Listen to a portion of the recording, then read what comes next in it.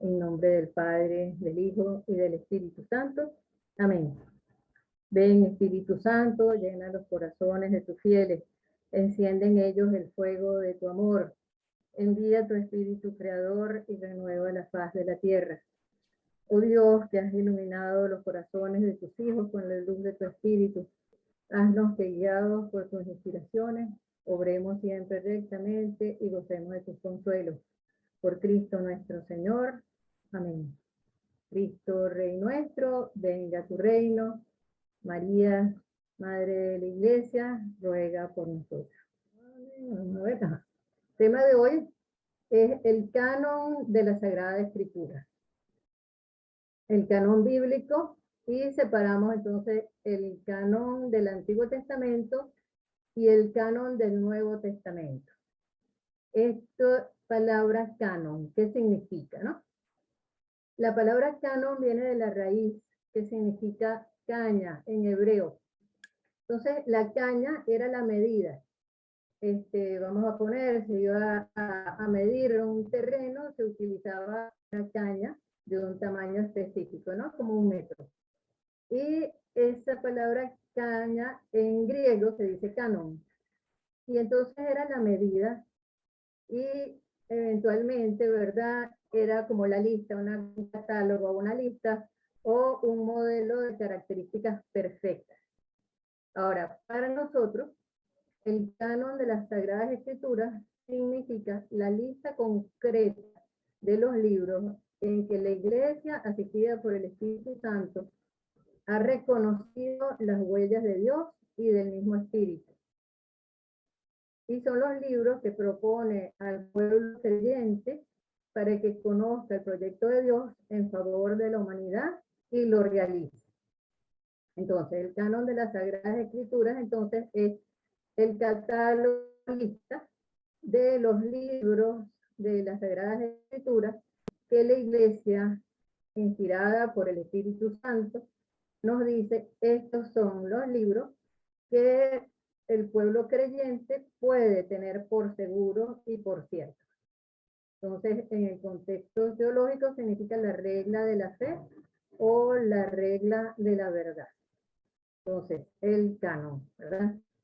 Es la norma por la cual hemos de evaluar y medir, decía Orígenes, hace siglos, ¿no? Entonces, vamos a empezar por la unidad, ¿verdad? Hay una unidad del Antiguo y del Nuevo Testamento.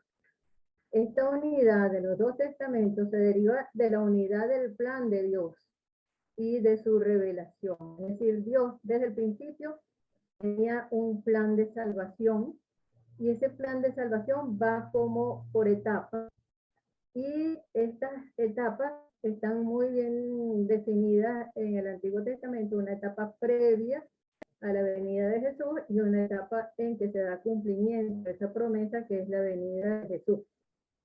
Entonces, el Antiguo Testamento prepara para el Nuevo, es como las raíces, decía el Papa en cierto momento, ¿no? Son nuestras raíces. Por ahí sonó algo, pero ¿será que? No.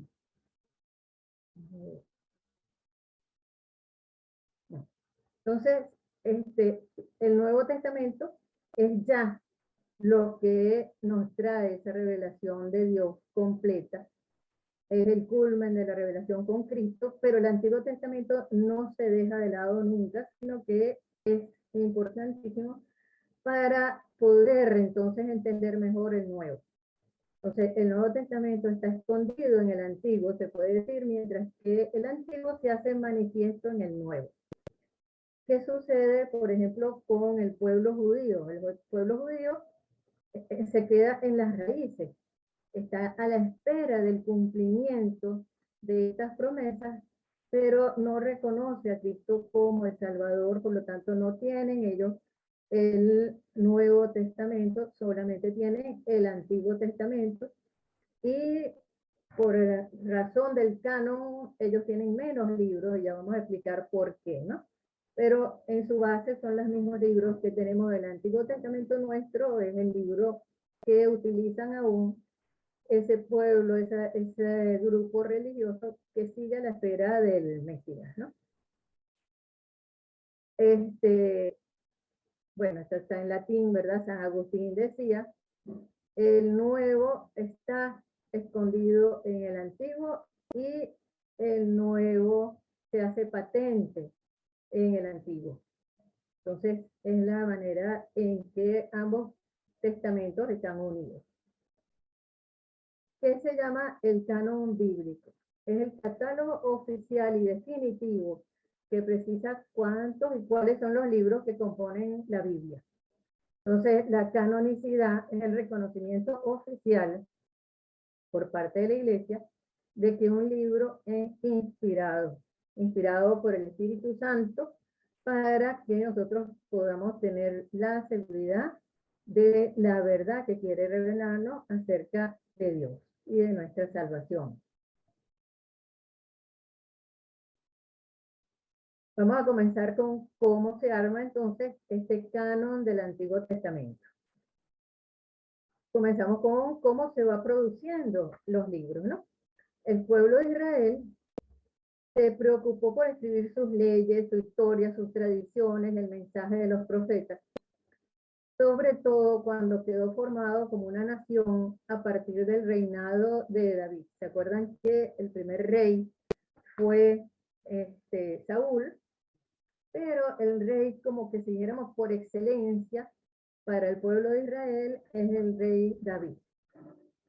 A él se le dijo pues que iba a ser un descendiente, el que iba a ser ese gran rey, que iba a unir a todas las naciones. Entonces, en Israel, la idea de un libro sagrado tiene por lo menos desde el año 621 antes de Cristo.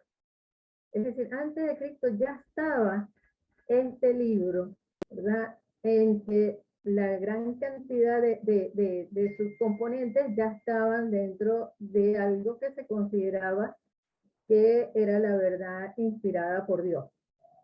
Y, por ejemplo, durante la reforma de este rey de Judá, cuando estaba volviendo a armar, volviendo a reconstruir ese templo que había quedado destruido en cierto momento, el sumo sacerdote encontró el libro de la ley. Esto sale en el segundo libro de Reyes. Y al encontrar este libro de la ley, fue recibido con gran veneración.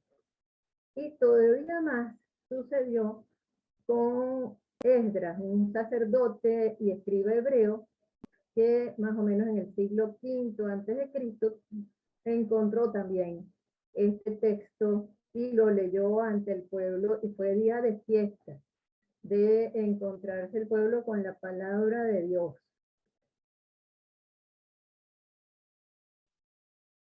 Ahora, ¿cómo fue el proceso de discernimiento para saber que estos libros verdaderamente estaban inspirados por Dios? Las comunidades de la antigua alianza, es decir, el pueblo hebreo, el pueblo que estaba esperando esta promesa, ha reconocido en un cierto número de textos la palabra de Dios, que estaban en el origen de su fe y los guiaba en la vida. Siempre el factor fundamental es la asistencia que Dios da a estas comunidades y a estos individuos, iluminándolos para que lleguen a la convicción de que ciertos escritos transmitían el pensar mismo de Dios. Entonces, de esta manera, las comunidades hebreas han recibido estos textos como un patrimonio que debía ser conservado y transmitido. Entonces, imagínense la dificultad de conservar y transmitir algo en momentos en que hasta el papel había que hacerlo. No era nada sencillo, pero así era la importancia que se le daba a estos textos, que estas personas volvían a escribir exactamente lo que estaba para llevarlo consigo. Eran esos grandes rollos, donde estaban los textos sagrados. Y se convierte entonces en propiedad común del pueblo de Dios. Es decir, no había muchos, era ese pueblo que se reunía a leer específicamente el ejemplar que tenían enfrente, que era un tesoro. En la época de Jesús, ¿verdad? Ya Jesús y sus apóstoles están claros en que las escrituras constituyen la máxima autoridad. Entonces, le dan toda la seriedad a estas escrituras como palabra de Dios. Y Jesús varias veces la nombra, lo mismo que los apóstoles. En consecuencia, el Nuevo Testamento testimonia su veneración por esos textos sagrados que recibe como herencia transmitida por el pueblo judío. Entonces, tenemos la seguridad de que aún el mismo Jesús los consideraba y veneraba como palabra de Dios. Bueno, cualquier cosa, si en algún momento necesitamos, pues me paran y preguntan. Entonces, el canon israelita en tiempos de Cristo. En los tiempos de Cristo existía ya un canon claramente formado del Antiguo Testamento. Pero resulta que habían dos versiones de este canon. Bueno, este pueblo de Israel había sufrido una cantidad de cambios a lo largo del tiempo en cuanto a su libertad. Habían sido esclavos, habían sido llevados a otros sitios, ¿verdad? Muchos habían estado en Babilonia, en la esclavitud, otros en Egipto más tarde. Bueno, es toda una historia que sale en la historia bíblica. Y hubo entonces dos cánones. Y aclarar la versión y por qué esto fue así es muy importante, porque de ahí viene la diferencia entre nuestra propia Biblia y la Biblia que aceptan los hermanos separados. Entonces, Palestina, ¿verdad? El canon palestinense. Lo usaban los judíos que se quedaron en Palestina, los residentes en Palestina. Ellos hicieron una maniobra, se puede decir, para el orden de los libros, en que querían que correspondieran a los 22 letras de su alfabeto. Entonces, 22 letras, y ellos decidieron, vamos a armar entonces esta cantidad de libros de acuerdo a estas 22 letras, ¿no? Así como cuando uno hace un saludo, por ejemplo, con las letras del nombre de la persona. Bueno, entonces reducen a 22, pero hicieron estas uniones un poco artificiales, porque por ejemplo 2 libros de crónicas se unen en uno, Jeremías y Lamentaciones vuelven también a ser un solo libro, y 12 profetas se tratan como un solo libro. De esa manera, 39 libros quedan convertidos en 22. Pero en definitiva son 39 porque ellos no quitan, pero sí arman diferente, se puede decir, ¿no? Entonces es la armadura lo que cambia, pero sí solamente aceptan 39 libros. Y después tenemos la versión alejandrina. Entonces, es toda una historia muy bonita de cómo entonces se quiere guardar un texto en esta biblioteca alejandrina que tenía todos los textos de todas partes del mundo importantísimos, y se llama a 70 sabios del pueblo judío para que puedan traducir al griego estas escrituras. Entonces tuvo su origen debido a que estas comunidades de Egipto y otros lugares necesitaban las escrituras también en el idioma de su propia cultura. Y ese proceso se inicia en el siglo III antes de Cristo. En este proceso se incluyen 7 libros que fueron originalmente escritos en griego. Entonces, esos libros escritos originalmente en griego son Judith, Tobías, los 2 Macabeos, Sabiduría, Eclesiástico, Baruch, y algunas partes de Esther y Daniel. Entonces, estos libros escritos en griego son los que se llaman para nosotros deuterocanónicos. Ahora, cuando se sumaban estos, entonces, a los otros 39, tenemos entonces un total de 46 libros, y es lo que se llamaba la versión de los 70. No porque fueran 70 libros, sino porque la tradición decía que eran 70 sabios que se reunieron entonces a traducirlo y a comparar notas para ver si estaban de acuerdo con esta traducción que habían hecho, ¿no? Entonces, la versión de los 70 viene siendo más o menos del siglo II antes de Cristo. Entonces, desde el siglo II antes de Cristo ya estaba entonces esta versión alejandrina.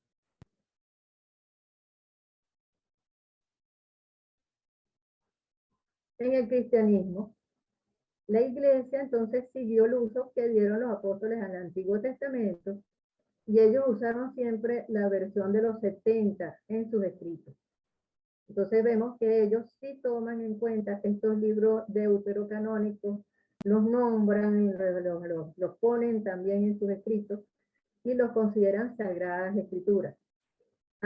Los apóstoles ya tomarlos en cuenta y darles esta categoría, pues dentro del canon del cristianismo se mantienen estos libros, ¿no?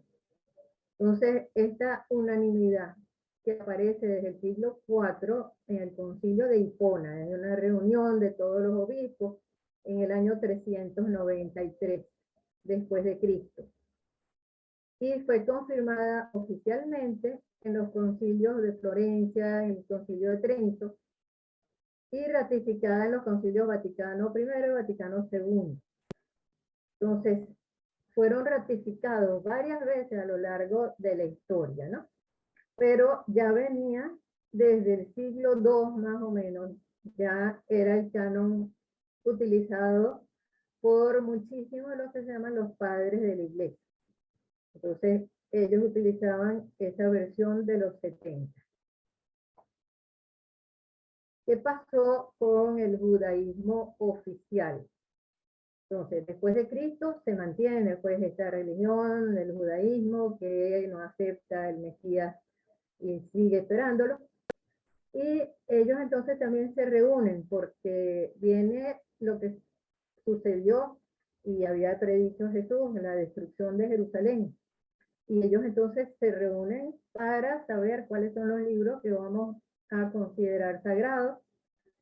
Y el sínodo de Yamnia, que fue entre el año 95 y el 100 después de Cristo, tomó como criterios de selección la inspiración divina, la santidad de los libros, pero que fueran escritos en hebreo, considerado la única lengua sagrada. Es decir, ellos sacaban totalmente todo lo que fuera escrito en griego.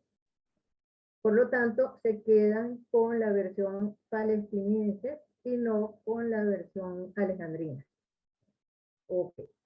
Entonces, eso se trata de los libros del Antiguo Testamento, cómo se fueron armando, cómo se aceptó este canon. Pero viene entonces ahora nuestro Nuevo Testamento, cómo se arma y cómo se descubre cuáles son los verdaderos libros que hay que seguir. Entonces tenemos que al principio, en el cristianismo primitivo comenzando, pues no hacía falta hacer un canon. Todo el mundo tenía muy claro que lo que dijeran los apóstoles, que eso era. Los seguidores de los apóstoles, pues lo que dijeran ellos, eso era, no había duda. Y todavía no se arma un canon definitivo. Pero en esos primeros tiempos estaban los santos padres y escritores más preocupados en precisar la verdadera doctrina que de fijar cuáles libros eran o no eran inspirados. Pero es interesante destacar que citan los libros canónicos, reconociéndoles una autoridad especial y dándoles un trato de inspirados por Dios. Entonces ellos, a pesar de todo, ya iban reconociendo estos son verdaderamente inspirados por Dios, ¿no? Ahora, ¿qué pasa? Al comienzo o a partir del siglo II, comienzan a aparecer obras escritas por otros autores, pero que tienen entonces, pues vamos a poner el cinismo a veces, de poner como autores a nombres conocidos dentro del cristianismo para darle más autoridad, pero no eran libros verdaderamente inspirados por Dios y a lo mejor ni siquiera eran escritos por esa persona que ellos ponían como autores. Entonces se les quiere atribuir falsamente un origen apostólico. Entonces muchos de estos escritos apócrifos eran heréticos, es decir, aprovechaban entonces para meter errores dentro de la doctrina. Y se inicia entonces una reacción de dudar de la canonicidad de algunos de los libros que sí eran inspirados, es decir, al haber más, pues también se duda un poquito de algunos de los que ya se habían tomado como inspirados, sobre todo algunos que eran de difícil interpretación o los que más citaban los herejes en ese momento. Entonces, se hace un estudio, ¿verdad? Y poco a poco los mismos padres de la iglesia para saber cuáles eran verdaderamente inspirados. Y es el momento entonces en que los santos padres y concilios locales comienzan a fijar sus cánones. Entonces iban diciendo, este libro no, este sí, para aclararle dudas a los que ellos estaban guiando.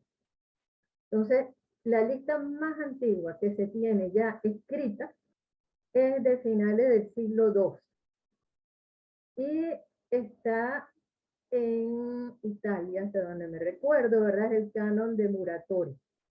Se llama Muratori por la persona que lo descubrió. ¿Okay? Entonces, en este canon ya estaba fijado pues, los libros del Nuevo Testamento que se aceptan como inspirados por Dios. Entonces, ¿con qué criterios se hacía entonces esta lista de libros inspirados? El criterio fundamental para formar este canon es la tradición apostólica, asistida por el Espíritu Santo, que hizo discernir a la Iglesia qué escritos constituyen la lista de los libros santos.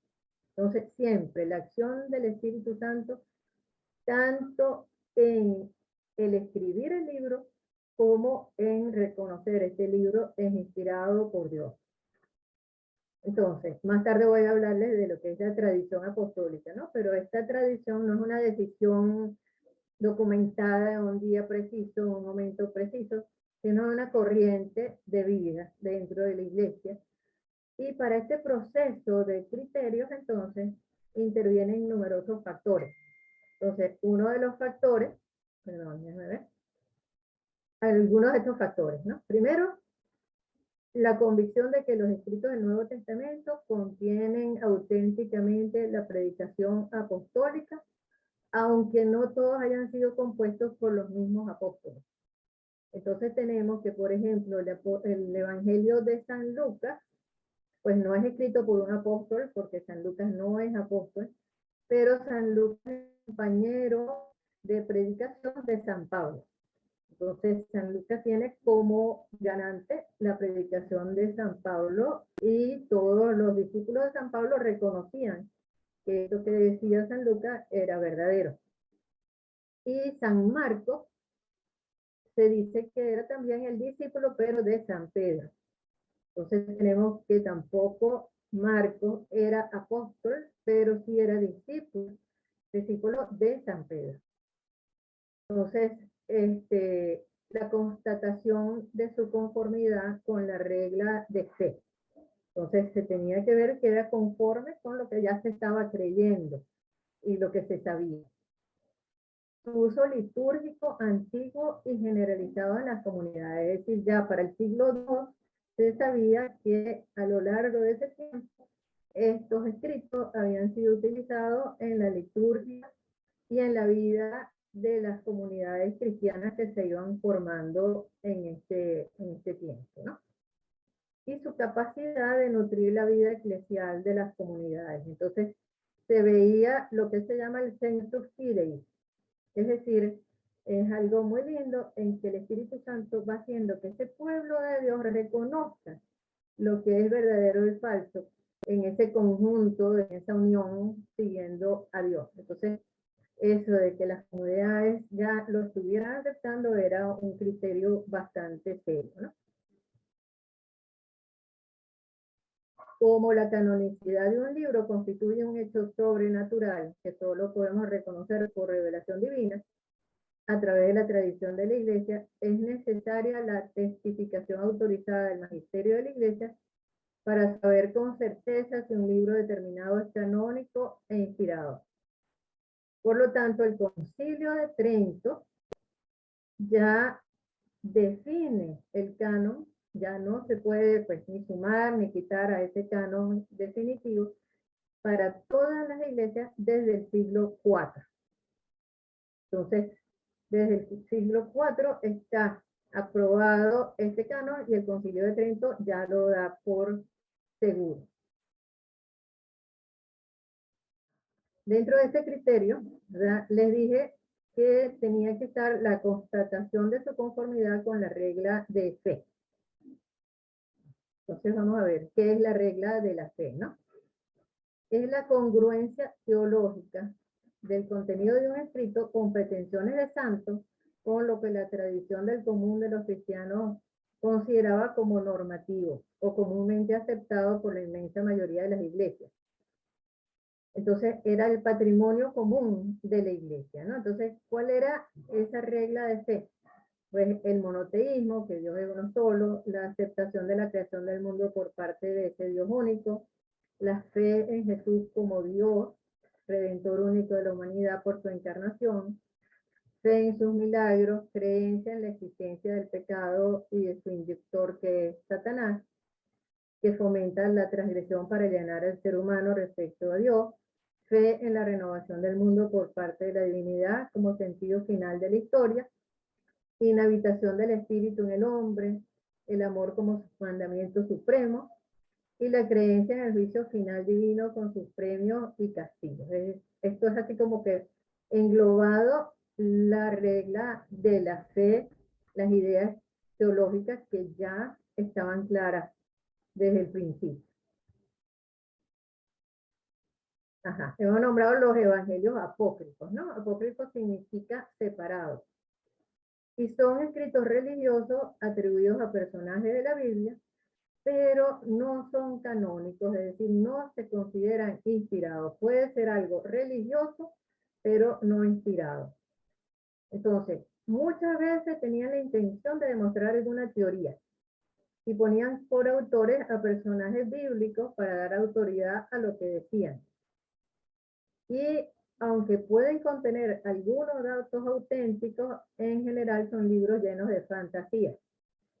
Y solamente sirven entonces como testimonio humano de cómo se pensaba en la época y en el ambiente en que se escribieron. Entonces, no tienen entonces ninguna autoridad reconocida de inspirado, por lo tanto, pues se considera que es algo pues no totalmente creíble, aunque puede tener algunos datos auténticos. Ajá. ¿Cómo se hace la transmisión entonces del Evangelio? Según el mandato del Señor, ¿verdad? Se hizo de dos maneras. Oralmente, primero, los apóstoles con su predicación, sus ejemplos, sus instituciones, van transmitiendo de palabra lo que habían aprendido, lo que habían oído, y el Espíritu Santo va enseñándoles y profundizando, ¿no? Entonces, esto es lo que se llama la tradición apostólica. Esa tradición apostólica se sigue manteniendo, está viva, y la iglesia vive en esta tradición apostólica. Y también tenemos la transmisión por escrito.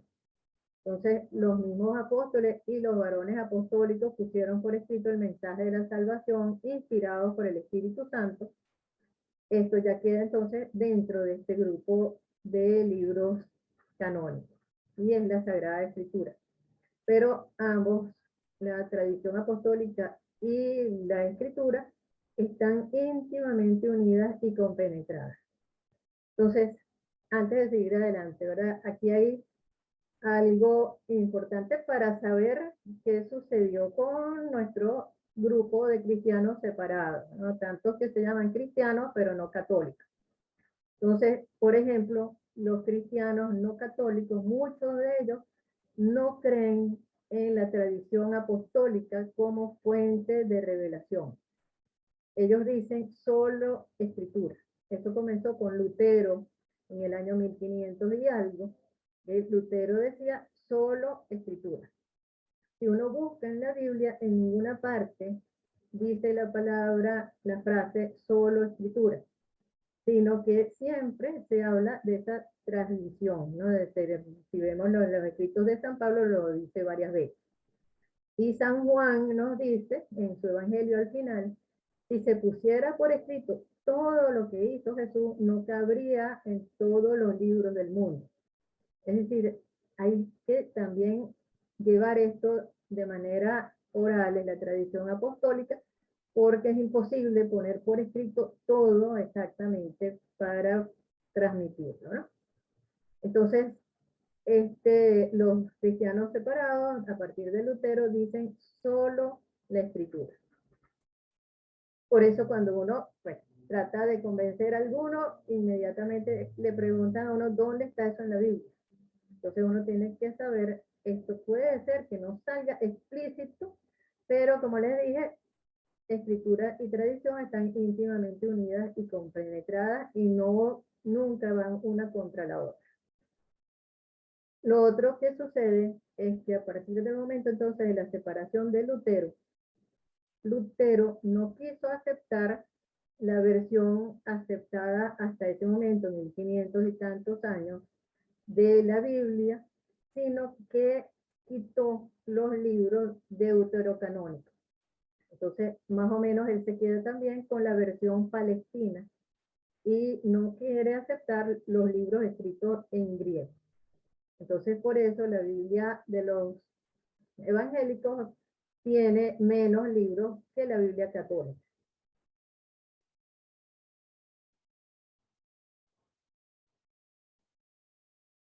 Ajá. ¿Y qué viene siendo la tradición apostólica? ¿No? Esto deriva de los apóstoles y progresa en la iglesia con la asistencia del Espíritu Santo. Entonces, cuando Jesús le dice a los apóstoles, los enviaré al Paráclito, al Espíritu Santo, Él les enseñará la verdad completa. Entonces, Él nos estaba diciendo, Él va a hacer que ustedes profundicen en esto, que en este momento todavía no pueden terminar de captar. ¿Sí? No es un evangelio diferente, es profundizar cada vez más en las palabras transmitidas, es en la contemplación y el estudio que se hace y que vamos meditando, ¿verdad? Entonces se va descubriendo cada vez más tesoros dentro de la palabra de Dios. Entonces, la iglesia en el transcurso de los siglos tiende constantemente a la plenitud de la verdad divina. No es una verdad diferente, no va a haber otra revelación, sino la plenitud, es decir, captarlo cada vez más, vivirlo cada vez más, hasta que en ella se cumplan las palabras de Dios.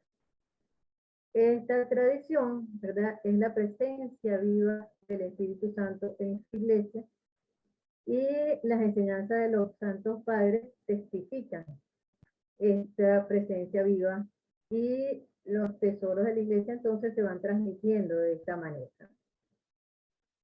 Por esta tradición se conoce el canon íntegro de los libros, es decir, los libros fueron escritos en base a la tradición y la tradición es la que descubre si es verdadero o falso este libro que ha sido escrito. Entonces, al decir acepto la Biblia, pero no acepto la tradición, estamos quitando la manera de descubrir si era canónico o no un libro, porque ya no tiene la iglesia que te aseguraba aquella verdad. Bueno, Dios, que habló en otro tiempo, habla sin intermisión con la esposa de su amado Hijo, que es la iglesia, y el Espíritu Santo, por quien la voz del Evangelio resuena viva en la iglesia y por ella en el mundo, va induciendo a los creyentes en la verdad entera y hace que la palabra de Cristo habite en ellos abundantemente. Entonces, Dios, ¿verdad?, nos sigue hablando, esta palabra sigue resonando y hace que habite en nosotros la palabra de Dios y sea nuestro guía y nuestra fortaleza.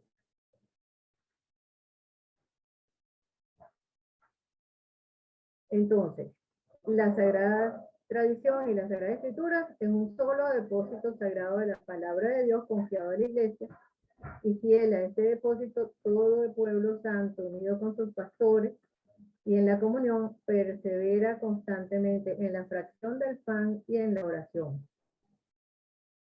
El oficio de interpretar auténticamente la palabra de Dios escrita o transmitida ha sido confiado únicamente al magisterio vivo de la iglesia.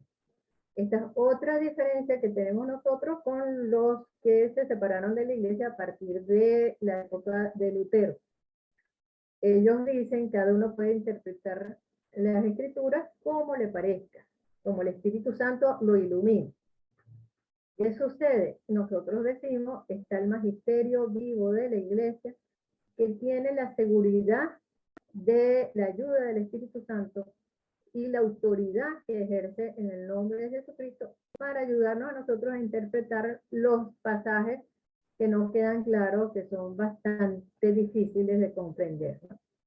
Entonces, este magisterio, que vendría siendo la unión del Papa con los obispos, que son los sucesores de los apóstoles, con la ayuda del Espíritu Santo, no está sobre la palabra de Dios, sino que la sirve y enseña solamente lo que le ha sido confiado por mandato divino, pero la guarda y la expone con fidelidad. Entonces, Sagrada Escritura, tradición y magisterio de la Iglesia, según el designio de grandísima e infinita sabiduría de Dios, están entrelazados y unidos de tal manera que no tienen consistencia el uno sin el otro, y que juntos, cada uno a su manera, bajo la acción del Espíritu Santo, contribuyen eficazmente a la salvación de las almas. Entonces, esta sagrada tradición, esta sagrada escritura y el magisterio de la Iglesia, pues ha sido parte de este plan divino de Dios para ayudarnos eficazmente a nuestra salvación, ¿no? Esto dice el Concilio Vaticano II en la Constitución Dogmática sobre la Sagrada Escritura, se llama Dei Verbum. Conclusión, ¿no?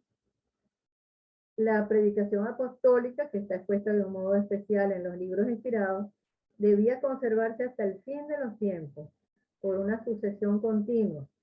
De ahí que los apóstoles, comunicando lo que ellos mismos han recibido, amonestan a los fieles que conserven las tradiciones que han aprendido, o de palabra o por escrito, y que sigan combatiendo por la fe que se les ha dado una vez para siempre. Lo que enseñaron los apóstoles encierra todo lo necesario para que el pueblo de Dios viva santamente y aumente su fe. Y de esta forma la Iglesia, en su doctrina, en su vida y en su culto, perpetúa y transmite a todas las generaciones todo lo que ella cree y todo lo que ella es. Otra vez, esto es del Concilio Vaticano II. Buenas tardes, profesora. Buenas tardes. Los libros, mi pregunta es sobre los libros apócrifos. Ajá. Esos, los que no entraron en el canon de la Biblia, ¿esos libros están compilados en alguna parte? ¿Esos libros están regados por varias partes? ¿Cuántos apócrifos se quedaron por fuera? ¿Qué se sabe de eso? Ajá, esos libros los puedes conseguir. Entras en internet y los puedes bajar si tú quieres, ¿no? Hay libros de compilación de algunos apócrifos. Ahora te puedo decir que siguen apareciendo, según veo yo, porque hace relativamente poco, ¿verdad? Hace como 10 años estaba súper de moda uno que se llamó el Evangelio de Judas. No sé si tú te acuerdas, ¿no? Con errores garrafales, pero se aprovecha la palabra evangelio para que cualquiera pueda decir, esto lo encontré escondido en la cueva de no sé dónde, y traten pues de meter por ahí algún engaño. Pero en general estos libros apócrifos sí se guardan también con cierto respeto y están en tomos de evangelios apócrifos. Como te digo, algunas cosas son interesantes y algunos pues sirve también para ver la historia del momento y lo que se estaba pensando en ese momento. Todo es parte de una historia. Entiendo. Gracias. A la orden.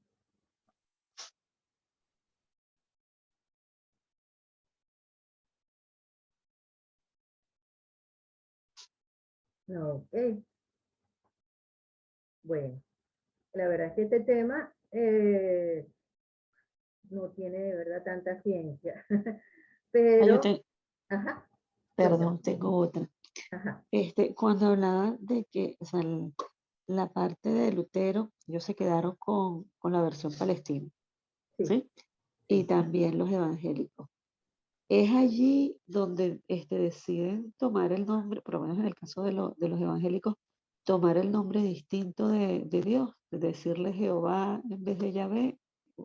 ¿Dónde En- se separa eso?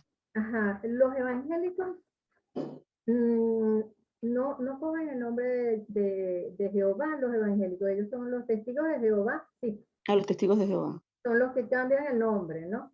Los evangélicos no tienen esa diferencia de cómo se dice, cómo se habla, ¿no?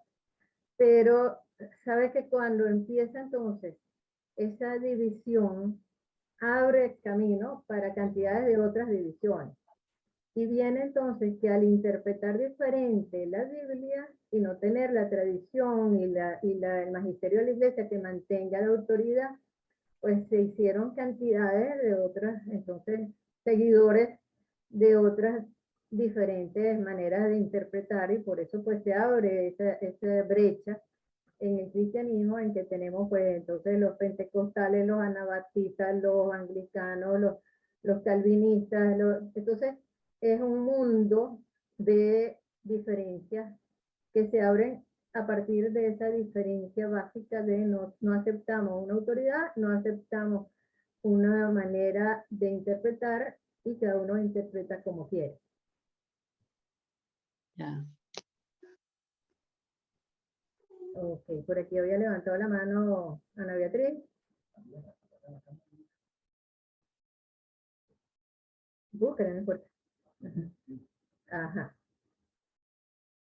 Ok, bueno.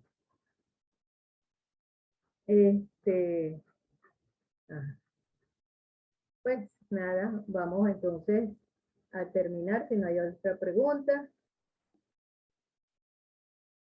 Perfecto. Entonces, yo les vuelvo a mandar, en la otra vez le mandé, entonces era un ensayo, ¿verdad? Algo que, pues, para ver cómo lo explicarían ustedes a otra persona, ¿verdad?